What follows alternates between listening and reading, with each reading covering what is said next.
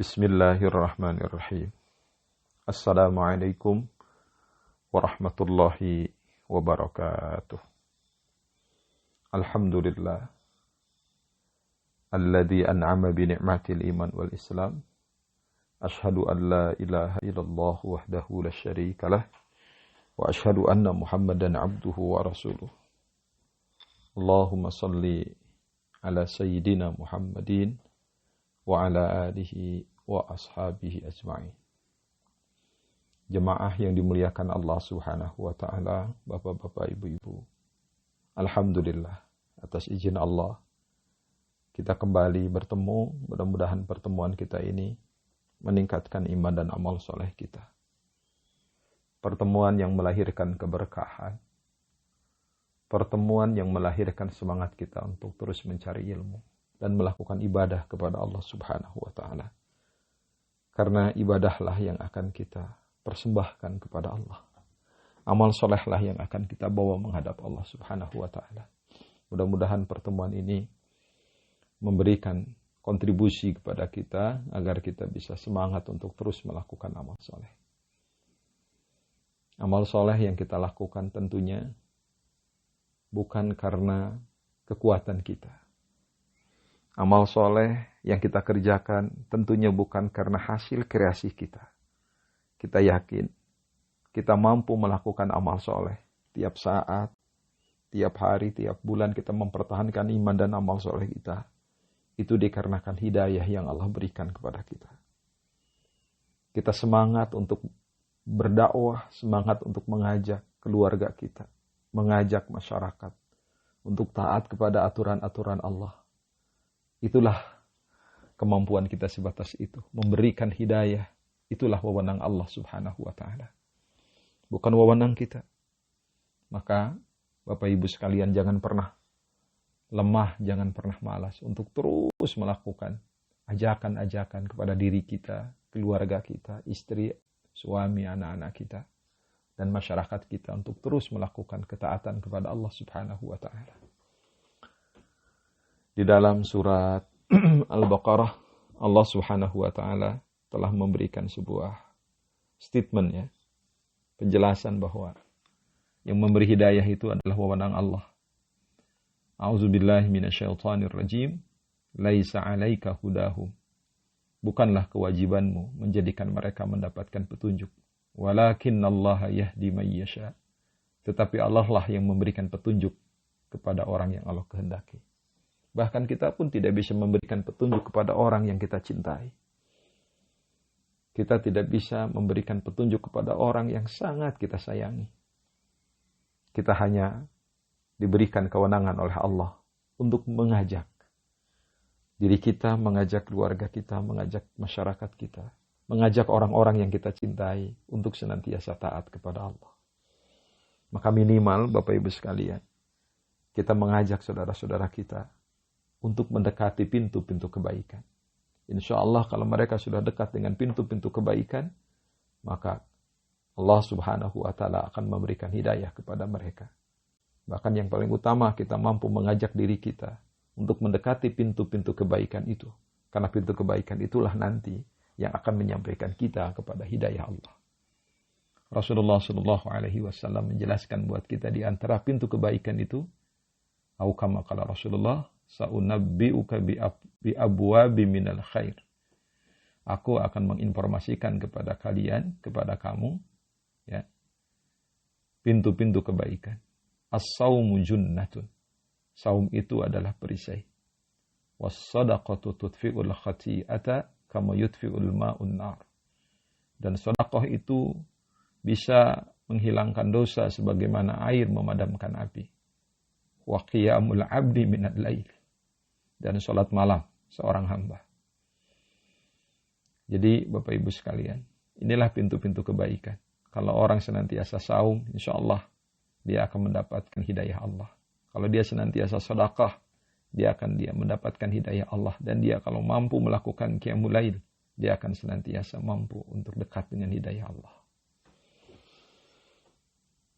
Oleh karena itu, Bapak Ibu sekalian, wajib bagi kita hukumnya untuk terus memelihara diri kita untuk mendapatkan hidayah Allah.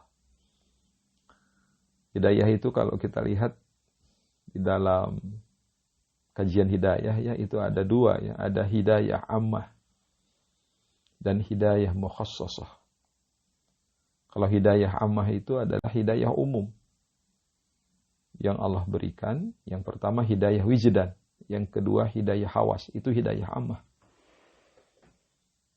Ya, yang sudah kita dapatkan dari majlis ta'lim. Nah, hidayah mukhassasah, hidayah khusus itu ada 3. Pertama hidayatul aqli atau hidayatul irsyad. Yang kedua hidayatul din.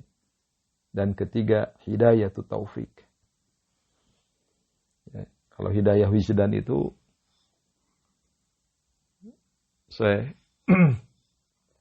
Wahbah Az-Zuhaili mengatakan hidayah yang Allah berikan kepada bayi. Bayi merasakan lapar, menangis ketika lapar, sakit, dia menangis, itu hidayah yang Allah berikan buat dia, buat bayi. Hidayatul hawas, hidayah panca indera. Nah, kalau hidayah wijdan dan hawas ini semua makhluk Allah mendapatkannya. Semua makhluk Allah, manusia, binatang, semua mendapatkan hidayatul wijdan dan hidayah hawas. Makanya ulamanya menyebutnya hidayatul ammah. Ada hidayatul mukhassasah, hidayah yang dikhususkan, ada 3. Hanya untuk manusia. Yang pertama hidayatul aqli, hidayah akal. Bahwa akal kita ini bisa menemukan kebenaran. Yang kedua hidayatul din, petunjuk agama. Agama memberikan bimbingan kepada manusia. Dan manusia ketika dia taat kepada agama, dia akan mendapatkan ketenangan dan kebahagiaan. Dan yang ketiga hidayatul taufik, kemampuan untuk terus melakukan kebaikan, tidak berhenti. Itulah hidayatul taufik. Nah, yang akan kita bicarakan pada saat ini Bapak Ibu sekalian adalah mengapa hidayatul taufik itu hilang. Itu ya. Hidayatul aqli, dengan menggunakan nalarnya, logikanya, kekuatan rasionalitasnya, manusia akan taat kepada Allah. Yang kedua hidayatul din, pengetahuan agama. Agama membimbing manusia. Agama senantiasa memberikan support buat manusia, bimbingan, arahan. Agar manusia senantiasa mampu berjalan di atas kebenaran dan kebaikan. Dan ketiga adalah hidayatul taufik, kemampuan manusia untuk merealisasikan perintah Allah. Nah, inilah wewenang Allah untuk memberikan hidayatul taufik. Dan tidak semua orang mendapatkan hidayatul taufik. Kenapa orang susah melakukan amal soleh? Itu karena hidayah taufiknya terhalang. Kenapa orang susah mempertahankan amal soleh? Karena itulah hidayah taufik yang terhalang.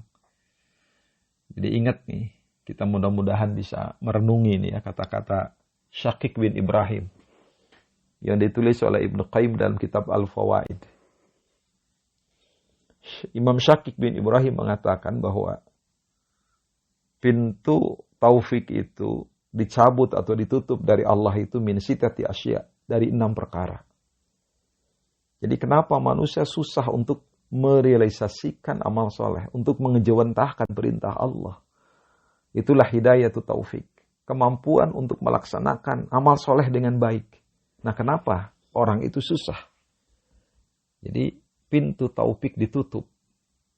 Walaupun dia sudah didekatkan dengan amal-amal soleh, pintu-pintu kebaikan, diajak dengan masjid, diajak dengan cara yang lembut, tapi susah. Ya, kenapa itu? Bisa jadi diri kita, Bapak Ibu sekalian. Kita ikut pengajian, tapi pengajian itu tidak menyentuh hati kita. Kita arahkan suami kita, istri kita, anak-anak kita, tapi ternyata mereka jauh dari hidayah Allah. Nah, kenapa itu? Ini lebih introspeksi buat diri kita. Jadi kenapa kemampuan kita untuk melakukan amal soleh itu hilang? Kenapa kita susah untuk melaksanakan perintah Allah dengan sebaik-baiknya? Nah, Imam Syakik bin Ibrahim mengatakan, ughliqu babu taufiq anil khalqi min sittati asya. Ditutupnya pintu taufik dari seorang hamba dikarenakan 6 perkara. Yang pertama, Bapak Ibu, istighaluhum bin ni'mah an syukriha. Itu yang pertama. Ishtighaluhum bin ni'mah an syukriha. Manusia itu sibuk dengan nikmat Allah dan mereka lupa bersyukur kepada Allah Subhanahu wa taala. Ini masalahnya. Jadi kalau kita ingin mendapatkan nikmat dari Allah tapi kita lupa bersyukur, itulah yang menyebabkan taufik ditutup oleh Allah Subhanahu wa taala. Kemampuan kita untuk melakukan amal soleh susah. Karena kita sibuk mikirin nikmat terus, tapi lupa bersyukur kepada Allah Subhanahu wa taala. Jelas kalau kita lihat di dalam Al-Quran, betapa banyak nikmat yang Allah berikan buat kita. Betapa banyak nikmat yang Allah berikan buat kita semua. Ya, wa in ta'uddu nikmatallah la tuhsuha. Jadi kalau kalian menghitung-hitung nikmat Allah, kalian tidak bisa menghitungnya. Ini sudah sangat jelas ya. Jadi kalau kalian menghitung-hitung nikmat Allah, kalian tidak akan bisa menghitungnya. Sudah sangat jelas. Sangat banyak nikmat Allah itu. Ya. Jangan jauh-jauh aja Bapak Ibu sekalian. Nikmat tidur. Siapa yang bisa coba? Tidur sendiri. Allah yang menutupkan mata kita. Nikmat makan, udara yang sehat, yang segar ini, ya, itu dari Allah. Maka begitu semangat kita adalah semangat bersyukur, insya Allah hidayah taufik akan diberikan oleh Allah kepada kita. Tapi kalau kita senantiasa mengeluh, mikirin keindahan, lupa bersyukur kepada Allah, nah kemampuan kita untuk melakukan amal soleh itu bisa dicabut oleh Allah Subhanahu wa ta'ala. Karena kita tidak pernah memikirkan ibadah kepada Allah. Sebanyak-banyaknya kita bersyukur, pasti Allah akan menambahkan nikmat itu. La in syakartum, la azidannakum. Wa la in kafartum, inna adzabi lasyadid.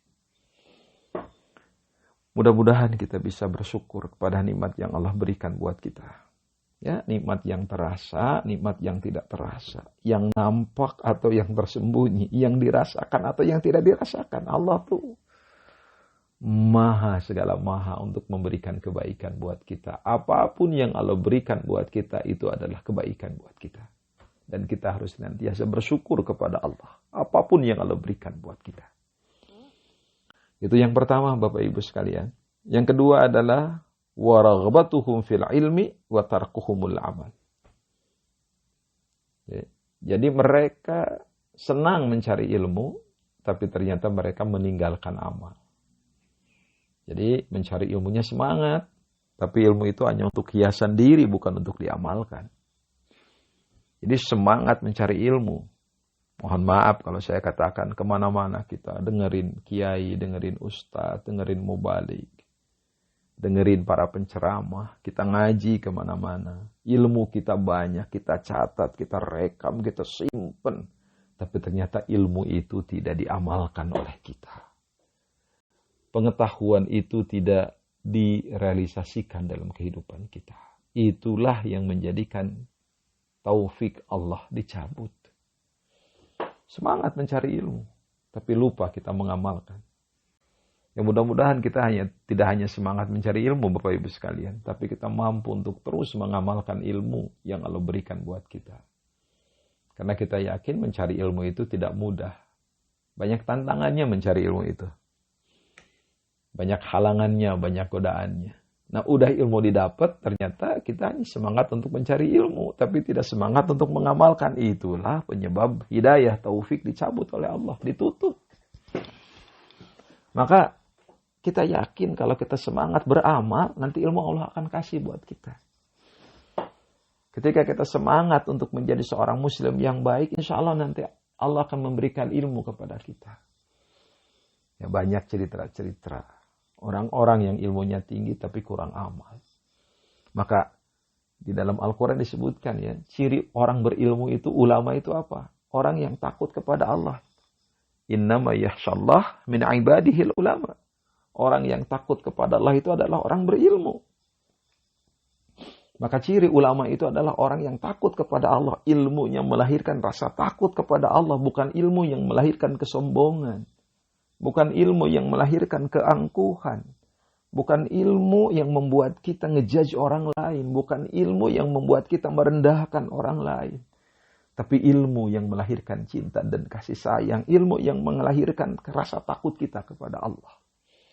Nah, orang yang semangat mencari ilmu, tapi tidak mengamalkan ilmu, nah itulah yang menjadikan hidayah taufik ditutup oleh Allah Subhanahu wa Ta'ala. Itu Bapak Ibu sekalian, jemaah yang dimuliakan oleh Allah Subhanahu wa Ta'ala. Kemudian yang nomor 3 ya, kata Imam Syakik bin Ibrahim, al-musara'atu ila dzanbi wa ta'khirut taubah. Nah ini. Kita gampang melakukan dosa, tapi kita susah melakukan taubat. Gitu. Al-musara'ah ila dzanbi, cepat berdosa. Wa ta'khirut taubah, tapi mengakhirkan taubat. Kalau dia berdosa gampang, tapi untuk bertobat susah. Nah ini. Kan ada dosa-dosa yang tidak terasa Bapak Ibu sekalian ya. Ini barangkali ya. Kita gampang melakukan dosa, tapi susah bertobat. Nah itulah yang menjadikan penyebab pintu taufik ditutup oleh Allah Subhanahu wa Ta'ala. Dosa-dosa terasa, tidak terasa. Makanya mudah-mudahan Allah memberikan ke hati kita, ke jiwa kita, ke diri kita ini susah untuk berdosa dan gampang bertaubat. Ya, kadang-kadang kita buka HP saja udah ada dosa di sana itu. Kita nge-share sesuatu yang belum tentu benar, akhirnya kita ghibah, akhirnya kita menjelek-jelekan seseorang. Fitnahlah yang kita sebarkan. Wa na'udzubillahi min dzalik. Ya. Kita kadang-kadang merasa sebagai seorang suami, kadang-kadang kita ego, punya otoritas jadi otoriter. Kita kadang-kadang jadi orang tua, merasa paling benar. Anak-anak kita berada dalam genggaman kita. Apa yang kita katakan benar, yang dikatakan anak-anak kita salah. Itu dosa-dosa tidak terasa. Kita sering mencurigai suami kita. HP-nya diperiksa oleh kita terus-terusan, padahal ternyata suami kita tidak. Atau kita pun senantiasa membuntuti istri kita kemana dia pergi, uang kita periksa. Jangan-jangan dia banyak belanja, banyak ngasih ke orang tuanya, tidak ke orang tua kita. Nah, itu kan dosa-dosa tidak terasa. Ya, makanya yang menjadikan pintu taufik ditutup itu adalah al-musara'atu ila dzanbi wa ta'khirut taubah. Kita gampang melakukan dosa, tapi kita susah untuk bertobat. Bahkan mengakhirkan taubat saja ini menjadikan pintu taufik ditutup. Apalagi kalau tidak taubat. Mengakhirkan taubat. Maka segeralah kita bertaubat. Kalau kita salah, bertaubat segera. Dan Allah senang kepada orang-orang yang bertaubat itu. Di dalam hadis ya disebutkan, kama qala Rasulullah SAW, Allah lebih senang kepada orang yang bertaubat daripada bahagianya seseorang yang dia kehilangan kendaraan dan perbekalannya di padang pasir. Dia sudah lelah mencari. Kemudian dia tertidur karena lelahnya itu. Kemudian begitu bangun, unta, kendaraan yang hilang dan segala perbekalan itu dia temukan di depan dirinya. Tidak mencarinya ketika tidur, bangun dia dapatkan itu. Itu dia sangat bahagia. Dan Allah lebih bahagia lagi daripada orang tersebut kepada orang-orang yang taubat, yang kembali kepada Allah, yang kembali ke jalan Allah. Nah, oleh karena itu Bapak Ibu sekalian, mudah-mudahan kita punya semangat taubat agar ya pintu taufik, hidayah tu taufik dibukakan oleh Allah untuk kita semua. Yang selanjutnya Bapak Ibu sekalian, jemaah yang dimuliakan oleh Allah Subhanahu wa Ta'ala, yang menjadi penghalang pintu taufik itu apa? Wal ightiraru bi suhbatis salihin wa tarkul iqtida bi fi'alihim. Artinya kita tertipu bersahabat dengan orang soleh. Namun kita meninggalkan mengikuti pekerjaan mereka. Maksudnya begini. Kita ini bersahabat dengan orang soleh namun tidak mencontoh kesolehannya. Kita hanya bangga saja gitu. Wah, kawan saya hafiz Quran. Kawan saya hafizo, kawan saya itu tahajudnya luar biasa. Kita sendiri nggak pernah dekat dengan Quran. Itu tertipu itu bersahabat dengan orang soleh. Harusnya kalau kita bersahabat dengan orang soleh, kita ngikutin loh kesolehan mereka. Gitu loh. Tidak hanya bangga. Oh, kawan saya itu infak dan sedekahnya luar biasa. Tapi ternyata kita tidak meniru kehidupan mereka. Kita tidak mengikuti kehidupan dan kesolehan mereka. Ini yang disebut dengan ightirar bisuhbatis shalihin. Jadi ini. Jadi hanya bangga saja kita ini. Bangga. Ya, bangga kita bersahabat dengan orang yang terus mencari ilmu. Hari kita tidak mencari ilmu. Gitu. Ya. Jadi kalau kita bersahabat dengan orang soleh, jadikan mereka itu sebagai cahaya hidup kita. Jadikan mereka itu merupakan lampu yang memberikan penerangan buat kita. Karena orang-orang soleh itu akan senantiasa memberikan inspirasi agar kita dekat kepada Allah. Karena orang-orang soleh itu akan membimbing kita. Orang-orang soleh itu menenteramkan kita.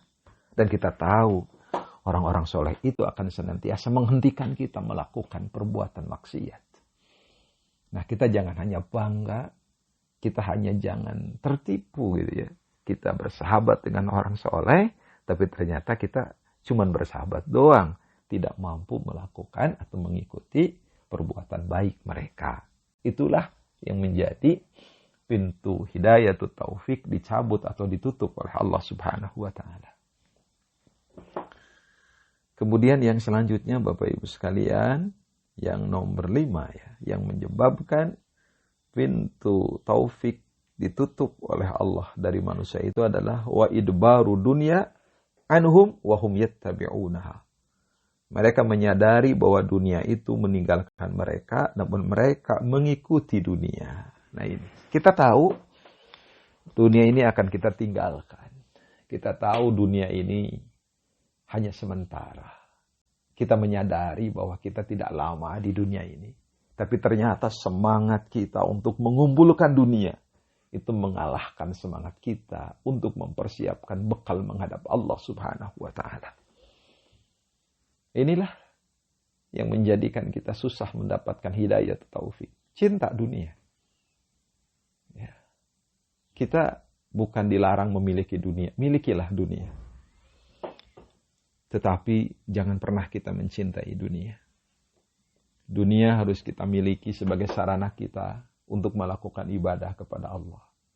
Kalau kita bisnis sekarang, jadikan bisnis untuk mendekatkan diri kepada Allah. Ketika kita punya untung, kita keluarkan zakat, kita sedekah, kita bantu anak-anak yatim. Kita bantu orang-orang yang tidak mampu. Kita berikan beasiswa buat anak-anak yang butuh sekolah, butuh kuliah. Itulah dunia menjadi penyelamat kita. Jadi jembatan kita untuk meraih ridho Allah Subhanahu wa Ta'ala. Kalau kita punya jabatan, kita punya kebijakan, punya wewenang, jadikan itu untuk mengarahkan bawahan kita untuk mendekatkan diri kepada Allah. Dan itu amal saleh. Dan jadikan itu adalah sunnah hasanah. Agar kita mendapatkan pahala tidak hanya dari kita, tapi dari orang-orang yang kita bawa untuk melakukan kebaikan. Mandala ala khairin falahu mithlu ajri fa'ilihi. Barang siapa yang menunjukkan pada suatu kebaikan, maka kita akan mendapatkan pahala seperti orang yang mengerjakannya. Begitu Bapak Ibu sekalian. InsyaAllah mudah-mudahan kita tidak dilalaikan oleh dunia. Ya. Dunia ini senantiasa melalaikan kita. Tidur itu dunia, kursi itu dunia. Ya, sehingga ketika kita di kursi kita tidur, lupa zikir kepada Allah. Itu sudah dilalaikan oleh dunia. Jadikan kursi ini sebagai sarana kita untuk mendekatkan diri kepada Allah. Barang-barang yang kita miliki, ingatkan hati kita kepada Allah. Kendaraan yang kita bawa, ya, baju yang kita kenakan, itu sarana kita untuk senantiasa ingat kepada Allah. Dan jadikan dunia sebagai sarana kita untuk meraih cinta dan kasih sayang Allah dan kehidupan abadi yang bahagia di akhirat kelak. Dan yang terakhir, Bapak Ibu sekalian jamaah yang dirahmati Allah Subhanahu wa Ta'ala, yang menyebabkan pintu taufik ditutup oleh Allah itu adalah wa ikbalul akhirati alaihim wa hum mu'riduna anha. Mereka menghadap atau percaya kepada akhirat, namun mereka berpaling dari akhirat. Manusia tahu, kita menyadari akan sampai ke akhirat. Tapi perjalanan kita tidak menuju akhirat. Kita malah menjauh dari akhirat. Kita tahu kita akan bertemu Allah, tapi kita menolak untuk menemuinya. karena kekurangan amal soleh.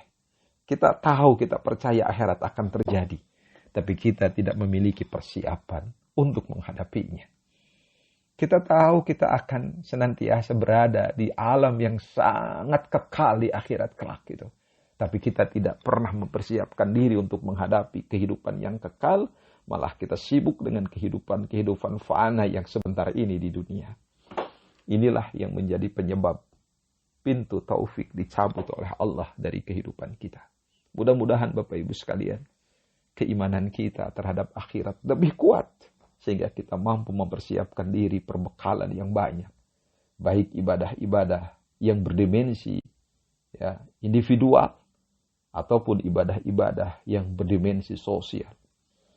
Karena kesolehan itu tidak hanya kita melakukan hubungan yang kuat dengan Allah, hablu minallah, tapi juga kita melakukan hablu minanas, kesolehan sosial.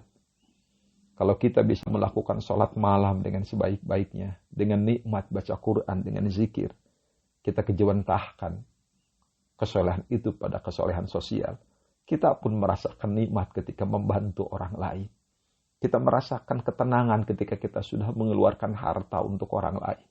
Dan kita merasakan kebahagiaan ketika kita sudah menyampaikan ilmu kepada orang lain. Jangan sampai kesolehan-kesolehan individual kita ya mengalahkan kesolehan sosial kita. Saya sering mengulang-ulang hadis ini. Di zaman Rasulullah ada seorang wanita, disebutkan seorang fulanah, seorang wanita yang sholat malamnya hebat, sedekahnya hebat, saumnya hebat, tapi ternyata dia menyakiti hati tetangganya. Rasulullah mengatakan, hiya min ahlin nar. Dia termasuk penghuni neraka. Tapi ada seorang perempuan yang hanya mengerjakan sholat wajib. Ya, sedekahnya saja dengan harta yang sangat sederhana. Tapi ternyata orang ini tidak menyakiti tetangganya. Rasulullah mengatakan, hiya min ahlil jannah. Dia termasuk penghuni surga. Ini cerminan buat kita Bapak Ibu sekalian, bahwa kesolehan itu tidak cukup dengan kesolehan individual. Dimensi spiritual kita ibadah kepada Allah secara nyata, formal. Tetapi kita lupa ibadah sosial. Jangan pernah kita mampu melakukan sholat malam, tapi ternyata kita menyakiti orang lain. Kita ghibah, kita memfitnah orang, dan kita, mohon maaf, melakukan kesombongan dalam kehidupan kita. Sudah sangat jelas, Allah sangat tidak suka kepada orang-orang yang sombong. La yadkhulul jannata man kana lahu fi qalbihi mithqalu dzarratin min kibrin. Tidak akan pernah masuk ke dalam surga orang yang di dalam hatinya ada sebesar saja dzarrah ya dari kesombongan. Sedikit aja kesombongan yang ada dalam hati kita, itu yang menyebabkan kita susah mendapatkan surga. Sombong karena ilmu, sombong karena jabatan, sombong karena kita tampan, cantik, harta, sombong karena pengikut, sombong karena kedudukan kita. Semuanya milik Allah. Jangan sampai, sekali lagi Bapak Ibu sekalian, kita percaya akan menghadap akhirat, kita akan datang ke akhirat, tapi ternyata perjalanan kita malah menjauh dari akhirat. Kita tidak mempersiapkan diri menghadapi kematian kita. Mudah-mudahan Allah Subhanahu wa Ta'ala membukakan pintu taufik buat kita, dan kita terhindar dari 6 perkara yang disebutkan oleh Imam Syakik bin Ibrahim ini. Demikian Bapak Ibu yang bisa disampaikan. Mudah-mudahan pertemuan ini memberikan pencerahan buat kita semua. Rabbana atina fid dunya hasanah wa fil akhirati hasanah wa qina adzabannar. Subhana rabbika rabbil izzati amma yasifun. Wassalamun alal mursalin walhamdulillahi rabbil alamin. Aqulu qouli hadza astaghfirullah li wa lakum. Assalamualaikum warahmatullahi wabarakatuh.